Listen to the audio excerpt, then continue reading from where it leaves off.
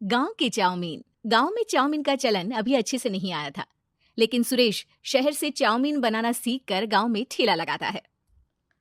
अरे ये केचुआ है क्या भैया? कैसे खाया जाता है? अरे नहीं नहीं, ये चाउमीन है। चाउमीन शहर में खाया जाता है। कितने की दे रहे हो सुरेश? 10 रुपए की प्लेट भरकर। तभी वहां शहर से पढ़ा एक लड़का आता है। जरा एक प्लेट चाउमीन तो देना। सुरेश उसे चाउमीन देता है। उसे चाउमीन खाता देख गांव वाले भी उससे चाउमीन ले लेते हैं और खाने लगते हैं।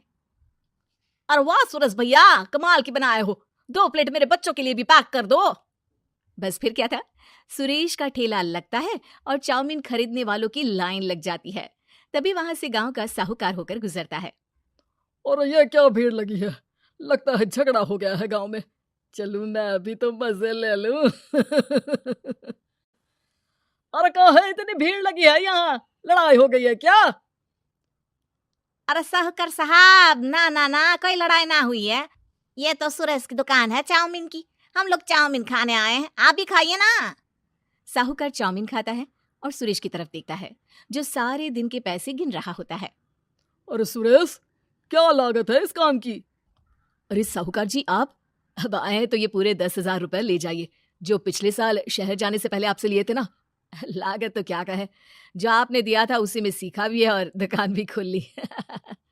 अरे पैसे इतने जल्दी क्या जरूरत थी? कैसे जरूरत नहीं थी साहूकार जी, इतना मोटा ब्याज कहाँ से भरते। साहूकार को अब सुरेश की दुकान को हड़पने की लालच आ जाती है। नाना करते ये सारे दिन में 500 रुपए कमा ही लेता है। अरे गांव में ये ऐसे ही कमाता रहा तो कहीं ब्याज का काम ना शुरू कर दे। अरे भैया, कोई ना कोई जुगाड़ तो करना पड़ेगा। अब साहूकार घर आ जाता है और अपनी बीवी को सारी बात बताता है। हाँ जी, ये तो मैंने भी सुना है कि सुरेश के हाथ की चाउमीन नहीं खाई तो कुछ नहीं खाया। अरे हाँ हाँ, सही ही कहते हैं। मैं अभी खा कर ही आ रहा हूँ। अरे भाग्यवान है, कितना अच्छा हो ना अगर वो पैसा हम लोगों को मिल जाए। क्यों? हैं? हाँ, वो तो है, लेकिन कैसे? हम लोगों को तो चाउमीन बनाना आता ही नहीं है। साहूकार और उसकी बीवी अब रोज चुपके से सुरेश के घर जाते हैं और खिड़की से उसे चाउमीन बनाते देखते। अब क्या था, दोनों को चाउमीन बनाना आ जाता है। फिर एक रोज, और सुरेंद्र, तुझे साहूकारनी ने बुलाया था। बोल रही थी कि बेटे के जन्मदिन में 10 किलो चाउमीन का ऑर्डर देना है। बना दोगे ना? अरे हाँ हाँ साहूकार जी, मैं जरूर बना दूंगा। कब देना है घर में 10 किलो चाउमीन? अरे वो तो तू घर आकर बता कर लेना, मैं नहीं बता पाऊंगा। ठीक है, शाम को काम निपटा कर आ जाता हूँ। सुरेश साहूकार के घर जाता है, लेकिन वहां मियाँ बीवी मिलकर उसे बंधक बना लेते हैं। अरे मुझे क्यों बांध रखा है? मुझे छोड़ दो। आज से तेरा ठेला मैं लगाऊंगा और बहुत सारे पैसे कमाऊंगा। साहूकार एक आदमी को सुरेश की निगरानी में लगा देता है और वहां से चला जाता है। अगले दिन, अरे साहूकार जी, आप कब से चाउमीन बेचने लगे? और अपना ये सुरेश कहाँ गया? और वो तो शहर गया है। उसका कोई काम निकल आया था, बोल रहा था कि जब तक वो ना आए तब तक मैं ही उसके ठेले का काम कर दूं। पैसे भी तो बहुत उधार ले रखे थे उसने। लगता है कर्जा भरने के डर से भाग गया है। अरे पर वो तो बोल रहा था कि उसने सारा कर्जा उतार दिया है। और वो क्यों भागेगा? इतना तो कमा रहा था। अरे मुझे क्या पता। अरे चाउमीन खाना है तो बोलो, नहीं तो भागो यहाँ से। अरे हाँ हाँ, दे दो दे दो। अब तो चाउमीन खाना पूरे गांव के लोगों के लिए आदत ही बन गया है। ना खाओ तो नींद ना आए। हाँ हाँ, तो लो और निकालो 50 रुपए। 50 रुपए क्यों? सुरेंद्र तो 10 रुपए में देता था। अरे वो पागल था, मैं थोड़ी ना हूँ।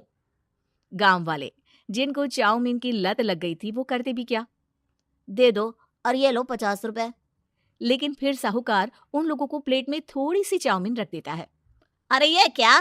पैसे 5 गुना ज्यादा और चाउमीन बस इतनी सी। अरे साहूकार साहब, भगवान से तो डरो।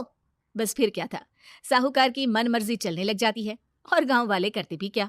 एक रोज, मुझे तो लगता है कि सुरेश को साहूकार ने मार डाला होगा, क्योंकि उसका काम इतना अच्छा चल रहा था। फिर वो क्यों जाता, और वो भी साहूकार के हवाले दुकान करके? ना बाबा ना। अगले रोज, भाग्यवान, देखो तो जरा, इस सुरेश भी ना कितना पागल था। जिस काम से वो ज्यादा पैसे बना सकता था, उससे इतने कम पैसे छाप रहा था। 50 रुपए प्लेट में भी गांव वाले खूब खा रहे हैं चाउमीन। हाँ जी, और जितने में वो लोगों को 10 प्लेट खिलाता था। भर भर कर हम लोग उतने में 20 प्लेट बना रहे हैं, क्यों जी? वहीं सुरेश रोज भगवान से मांगता कि बस एक बार वो किसी तरह वहां से निकलने में कामयाब हो जाए, लेकिन उसकी हर कोशिश नाकामयाब होती। फिर एक दिन अरे भाग्यवान, ऐसा कुछ करो कि चाउमीन बनाने का खर्चा आधा हो जाए, जिससे हम लोगों को और मुनाफा हो। ना जी, मुझे तो कोई तरकीब ना सूझ रही। अरे सुनो, एक काम करते हैं, चाउमीन बनाने में जो सब्जी लगती है वो मंडी में लेने तुम देर रात चली जाना। तब तक वो सारी सड़ी गली सब्जी जो दुकानदार वहीं फेंक जाते हैं वो उठा कर ले आना फ्री में। अरे वाह जी वाह, आप तो बहुत समझदार हैं जी। बीवी वैसा ही करती है, लेकिन अब लोग चाउमीन खाते तो मुंह बनाकर। फिर एक बार अरे राम राम राम, ये पेट में दर्द काहे हो रहा है? आई, आई, आई, आई।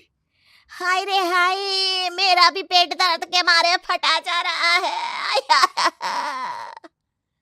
सभी को शक हो जाता है कि उन लोगों को चाउमीन खाने से ही ये बीमारी हो गई है।